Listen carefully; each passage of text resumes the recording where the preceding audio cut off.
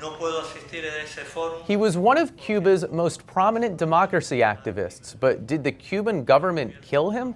Last summer, Osvaldo Paya died in a car crash in eastern Cuba. Another Cuban also died in the wreck, while 2 European politicians survived it. The Cuban government said it was a one-car crash and convicted the driver, the Spanish politician Angel Caramero, with vehicular homicide. But Paya's daughter, Rosa Maria, says text messages and statements immediately after the crash suggest the car was run off the road by a government vehicle.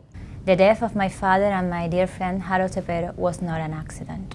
I had the opportunity to talk with Angel Caramero and with Aaron Modic, the 2 survivors of the tragedy. The Spaniard and the Swede. Yes, and the Swedish guy don't remember a lot of things because he said that he was sleeping. But wait, can I stop you there? That seems pretty hard to believe, that if your car is being rammed into by another car, you could be asleep. Yes, it's hard to believe. I was sleeping. The reluctance of the Europeans to talk is one of the mysteries of the case. Caramero finally gave an interview to the Washington Post last month supporting Rosa Maria's account that the car was rammed from behind. Rosa Maria's visit to the Post was part of her campaign calling for an international investigation of the crash, which she describes as part of a trend of increased intimidation of Cuban dissidents. I'm especially concerned about my family, which has been directly threatened with death. They called to my family house to say, "I'm going to kill you." And now we know that they are not joking, so I'm very concerned about the safety of my family in Cuba. But all this comes as Cuba is, in many ways, inching towards liberalization. For the first time in 50 years, Cubans are now free to buy and sell property. They're also allowed to buy new cars. Those classic old American cars may slowly disappear. The very fact Rosa Maria was able to leave the country to press her case is evidence of another reform. As of January, Cubans no longer need an exit visa to leave the country. But all that is a long way from the freedom of speech her father pushed for, with a petition that garnered enough signatures to legally be considered by the National Assembly, but never was. We are all calling for a real transition, not for these reforms which are not bringing the rights to the people.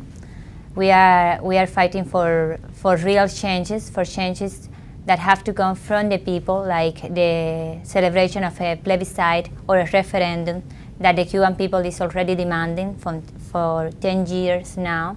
So if you've already done all that, and all the Cuban government needs to do is obey its own constitution, and it has not, then is the path towards change require the Cuban government to do something it hasn't until now, which is to play ball?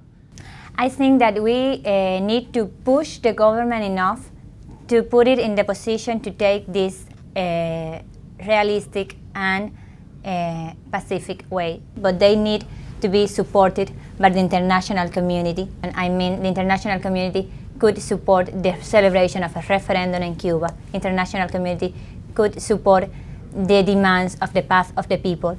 Otherwise, they could be just attending to the signal of the government, which until now have not been human rights, have not been prosperity, and definitely have not been happiness to my people.